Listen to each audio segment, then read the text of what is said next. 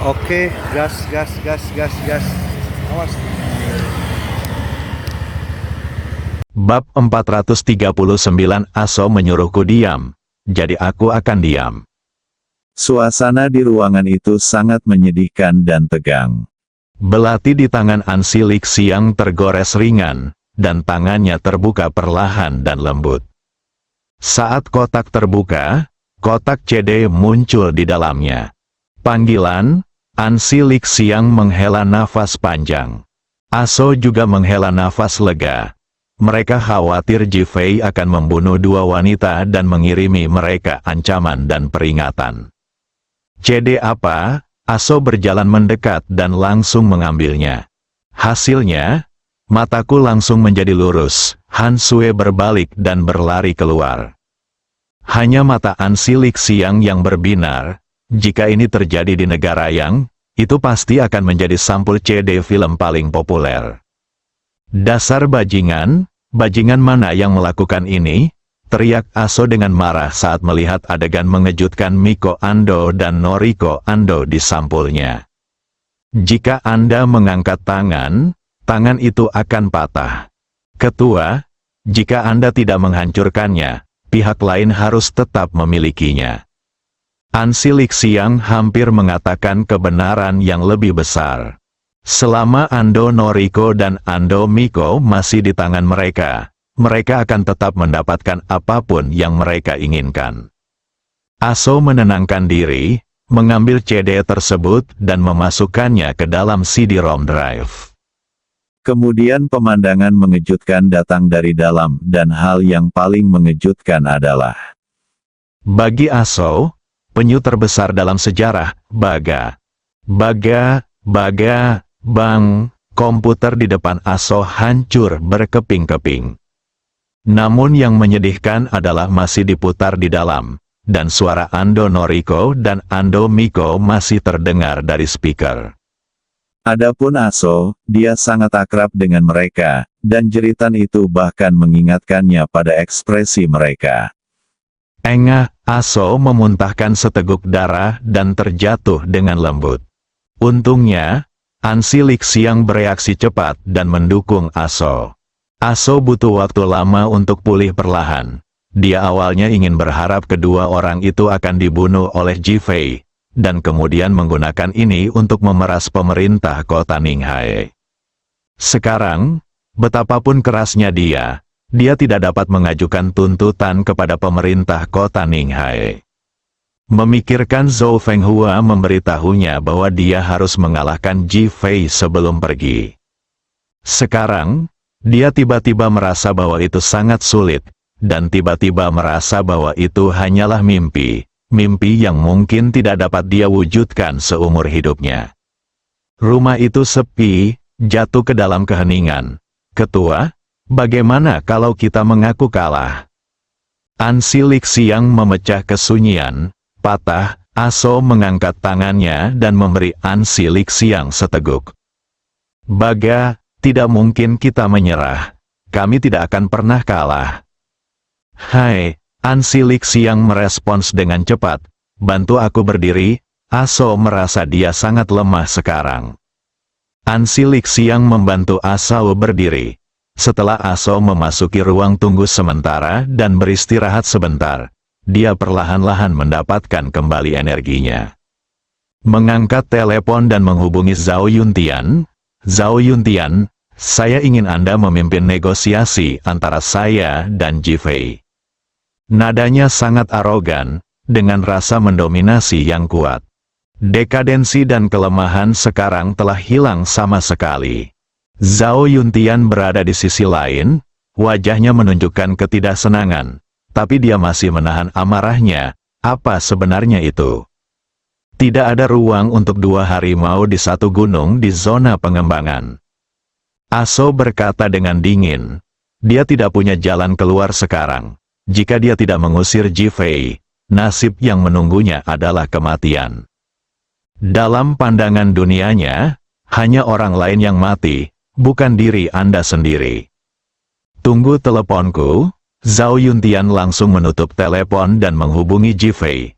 Setelah Ji Fei mendengarnya, dia langsung setuju dan berkata bahwa dia bisa melakukannya sekarang. Zhao Yuntian meminta Ji Fei untuk bergegas ke balai kota, dan pada saat yang sama menelepon Aso untuk memberitahunya agar datang ke balai kota untuk bernegosiasi. Zhao Yuntian menanggapi masalah ini dengan sangat serius dan memanggil semua pemimpin di negaranya untuk mengatur negosiasi. Pada saat yang sama, Cui Ziguo dan Ku Gang diatur untuk menyambut kedua orang tersebut. 20 menit kemudian, Ji Fei, Li Ruoxi dan Li Boyang muncul di pintu balai kota, dan Aso serta An Zai Lixiang juga tiba. Saat kedua pihak bertemu, Ji Fei tersenyum tanpa kebencian sama sekali. Ia bahkan tidak mengetahui tentang pembunuhan Ando Noriko dan Ando Miko. Sebaliknya, wajah Aso penuh kebencian dan amarah. Mendengus, Ji Fei, kamu anak kecil. Aso mau tidak mau mengumpat dengan marah. Li Ruoxi meraih Ji Fei, khawatir dia akan marah. Apa yang tidak dia duga adalah Ji Fei tidak memiliki kemarahan sama sekali, dan dia bahkan tidak mendengarkannya. Dia tahu bahwa Yao Guangbiao telah mengirimkan CD tersebut, dan dia juga tahu bahwa Aso sangat marah. Hal ini membuat Aso merasa amarahnya lebih buruk daripada kentut. Saat dia hendak melanjutkan pembicaraan, Cui Ziguo sudah melangkah maju dan berkata, "Tuan Ji, silakan masuk." Ji Fei mengangguk sambil tersenyum dan berjalan masuk bersama Li Ruoxi dan Li Boyang. Cui Ziguo mengikuti di belakang, tidak memperhatikan Aso. "Hei, di mana aku?" Aso bertanya dengan marah. Cui Ziguo berhenti, dengan senyum minta maaf di wajahnya. "Ketua Aso, saya bertanggung jawab menjemput Tuan Ji. Orang yang menerima Anda adalah Ku Gang, wakil direktur kantor pemerintah kota kami. Dia belum keluar. Saya akan membantumu mengingatkannya." "Aso, aku hampir muntah darah lagi karena aku sedang menggoda diriku sendiri. Aso, ayo kita bertemu di ruang konferensi nanti." Ji Fei memuji Cui Ziguo di dalam hatinya dan melambai ke Aso sambil tersenyum. "Kamu melakukan diskriminasi? Aku ingin membeberkanmu, aku ingin." "Tuan, mohon tunggu di luar." Para penjaga sudah melangkah maju untuk menghentikannya. Wajah Aso dan Eng Lixiang pucat pasi. Anda bahkan dapat mendengar tawa Cui Ziguo dan Ji Fei berbicara dan tertawa. Setelah 5 menit, Ku baru saja keluar dan mengajak Aso masuk tanpa berkata apapun kecuali permintaan maaf.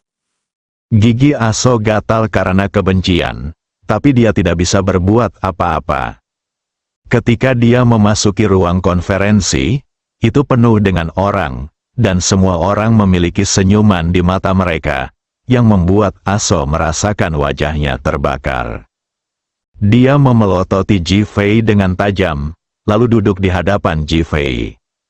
Dibandingkan dengan trik kecil Cui Ziguo dan Ku Gang untuk menggoda Aso, Zhao Yuntian melakukan pekerjaan dengan sangat baik, dan bahkan menyerahkan kursi utama di ruang konferensi kepada Ji Fei dan Aso, dan mereka menjadi peran pendukung.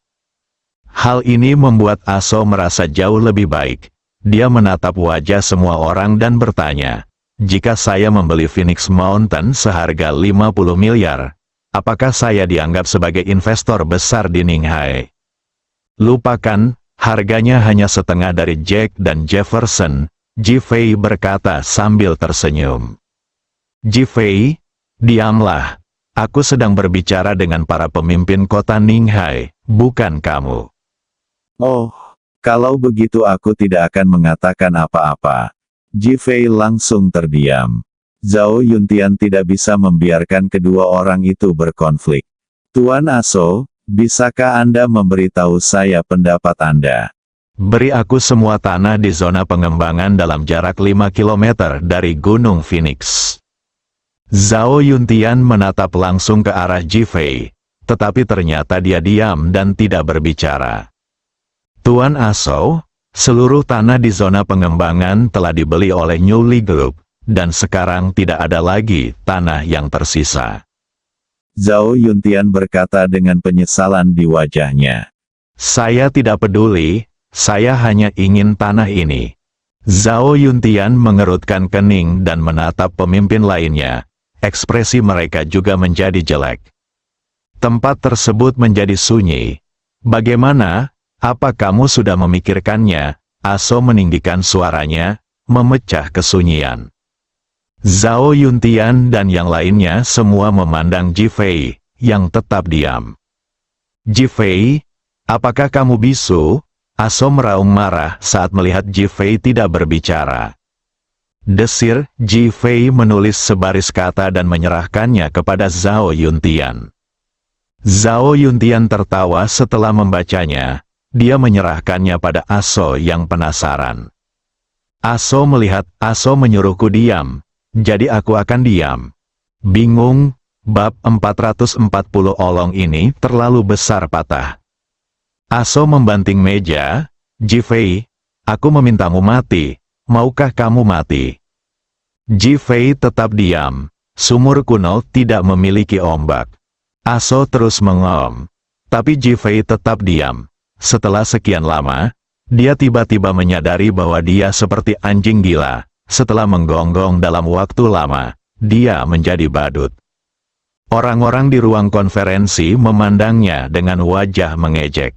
Ia sendiri merasa sangat tidak tahu malu dan sama sekali tidak terlihat seperti ketua. Hatiku kacau balau, sangat frustrasi dan frustrasi. Ji Fei, maafkan aku terlalu bersemangat tadi.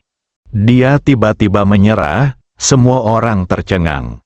Hanya dia sendiri yang tahu dan memilih bersikap lunak demi tujuannya. Ji Fei tetap diam, seolah dia tidak mendengar kata-katanya. Berpikir bahwa beberapa konfrontasi kuat dengan Ji Fei telah mengakibatkan kerugian. Aso hanya berdiri dan membungkuk kepada Ji Fei. Tuan Ji, saya salah. Anggap saja Anda baru saja mendengar anjing menggonggong. Saya sangat menyalahkan diri sendiri dan menghina diri saya sendiri. Mendesis, semua orang menarik napas dan memandang Aso. Ini sungguh orang yang kejam, bahkan Zhao Sidu tidak menyangka Aso akan memarahi dirinya sendiri seperti ini. Oh, Ji Fei tertawa kecil. Aso, apa yang kamu lakukan? Kamu tidak bisa menjadi anjing. Jika kamu adalah seekor anjing, bukankah kami akan menjadi seperti anjing ketika kami berbicara denganmu? Aso, sebenarnya aku diam saja karena sedang memikirkan bagaimana cara memuaskan idemu. Mata Aso berbinar. Ji Fei, bagaimana kamu ingin merasa puas? Wali kota Zhao dan yang lainnya juga melihat ke arah Ji Fei. Saya akan menjual seluruh tanah di zona pengembangan kepada Li Group seharga 100 miliar. Jika Anda ingin membelinya, kami akan membuat kesepakatan sekarang. Ji Fei memandang Aso dengan nada yang sangat tegas. Ji Fei, kamu tidak bisa menjualnya. Li Ruosi tiba-tiba berteriak kaget. Ji Fei mengangkat tangannya untuk berhenti. Mata Aso berputar cepat. Dan dia menghitung dalam benaknya bahwa 100 miliar adalah harga normal. Apalagi rumah kesejahteraan anak itu dilelang 100 miliar, belum lagi masih banyak tanah lainnya. Oke, aku akan membelinya. Ji Fei menggelengkan kepalanya. Tidak, saya tidak menjual kepada Anda. Saya menjual ke grup Li. Hahaha, Aso tertawa dan berkata, tidak apa-apa. Grup Li adalah milik saya. Jika Anda menjualnya ke grup Li, Anda akan menjualnya kepada saya. Kami akan menandatangani kontraknya sekarang. Aso tampak sangat mendesak dan terus terang. Dia sudah memikirkannya. Jika dia mendapatkan tanah dan mengembangkannya dengan Phoenix Mountain, dia akan menghasilkan banyak uang di kota Ninghai. Ji Fei memandang Zhao Yuntian dan berkata, Ketua Zhao, saya akan menjual tanah di zona pengembangan grup Li yang baru kepada grup Li. Apakah pemerintah Anda setuju? Zhao Yuntian mengangguk, kami tidak keberatan, ini urusan perusahaan Anda. Yang lain mengangguk, Suamiku, jika tanahnya dijual, bagaimana perusahaan kita akan berkembang? Li Ruoxi masih keberatan. Ji Fei menepuk tangannya untuk memberi isyarat agar diam. Ayo tanda tangani kontrak. Ingat, saya menandatangani kontrak dengan grup Li. Ji Fei menekankan lagi. Aso tidak terlalu memikirkannya. Menurutnya, grup Li adalah miliknya. Menurutku Ji Fei bahkan bodoh. Aso langsung setuju. Segera tanda tangani. Zhao Yuntian memanggil semua orang dari pertanahan dan departemen terkait lainnya, dan bahkan orang-orang dari pengadilan, untuk langsung menandatangani kontrak. 1 jam kemudian, tanah itu atas nama grup Li, dan grup Li yang baru menerima 100 miliar. Li Ruoxi mengambil cek itu dan masih sangat tidak senang. Ji Fei, bagaimanapun, telah meminta Sui Muhan untuk mentransfer 100 miliar langsung ke grup Li yang baru. Semua orang melihat operasi Ji Fei dan sedikit bingung.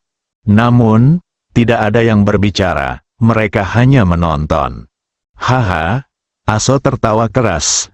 Ketua Zhao, saya mengadakan jamuan perayaan di Hotel Ninghai malam ini dan mengundang Anda untuk hadir. Saat wali kota Zhao dan yang lainnya hendak menjawab, Ji Fei tiba-tiba melihat ke arah Li Boyang di sebelahnya. Ayah, saya ingat ada kesepakatan ketika grup Li menerima investasi sebesar 500 juta. Bukan? Li Boyang, yang duduk di sebelahnya dan dipanggil secara khusus oleh Ji Fei, merasakan hatinya bergetar. Sebab, hanya dia dan penanda tangan yang mengetahui ketentuan ini pada awalnya, bahkan tidak ada orang lain di keluarga Li yang mengetahuinya. Bagaimana Ji Fei tahu? Ji Fei, kamu, ayah, aku ingin menikahi Ruoxi ketika aku berumur 8 tahun. Aku memberimu mahar 5 tahun lalu. Bicaralah dengan tenang dan tersenyumlah. Apakah itu milikmu? Li Boyang berdiri sambil memegangi meja dan menatap Ji Fei dengan mata penuh keraguan. Namun, apa yang dikatakan Ji Fei hampir menjadi rahasia busuk di perutnya. Mengingat kembali penekanan Ji Fei yang berulang-ulang tadi bahwa dia hanya menjual tanah grup Li yang baru kepada grup Li, bukankah menurut perjanjian, grup Li masih miliknya? Kamu, benarkah kamu? Kata-kata Li Boyang tidak jelas. Li Ruoxi, yang masih marah tadi, mendengar hadiah Ji Fei, wajahnya yang cantik memerah, dan dia bahkan lebih bahagia. Namun, momen ini juga penuh kejutan. Semua orang di tempat kejadian juga melihat ketiga orang ini. Tidak mengerti, dasar psikopat, Aso mengumpat dengan marah. Hahaha. Li Boyang kembali tenang dan tertawa.